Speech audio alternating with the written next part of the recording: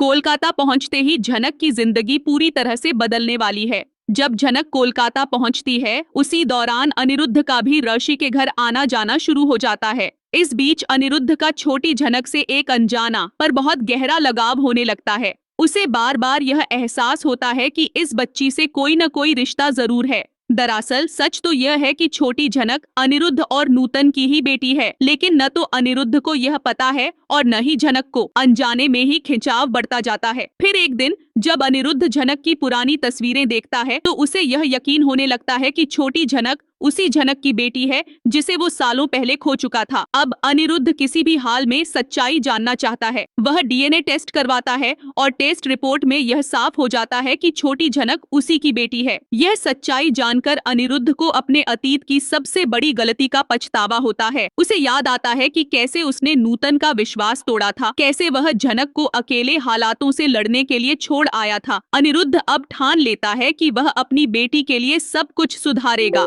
वह अपनी आधी संपत्ति छोटी झनक के नाम कर देता है और अपनी कंपनी में उसे आधिकारिक हिस्सेदार बना देता है। साथ ही वह तय करता है कि अब झनक को किसी के घर में नौकरानी बनकर नहीं रहना पड़ेगा। वह उसकी पढ़ाई पूरी करवाएगा, उसका हर सपना पूरा करेगा। लेकिन इस बीच जब आरती को इस बात की भनक लगती है तो वह मून को भड़काने लगती है। वह कहती है, तुम्हें अपने बाबा को रोकना होगा मून। अगर उन्होंने उस लड़की को अपनी बेटी मान लिया तो तुम्हारा अधिकार खत्म हो जाएगा। अब मून के दिल में भी द्वंद्व शुरू हो जाता है। एक ओर उसका प्यार ऋषि, दूसरी ओर उसका पिता और अब एक लड़की जिसे वह अपना दुश्मन समझती थी, उसकी बहन निकलती है। क्या मून इस सच्चाई को स्वीकार कर पाएगी? क्या अनिरुद्ध को नूतन से माफी मिलेगी? क्या झनक अब अपने हक की जिंदगी जी पाएगी? देखते रहिए झनक, जहां हर मोड़ पर छिपा है एक नया रहस्य और एक नई उम्मीद।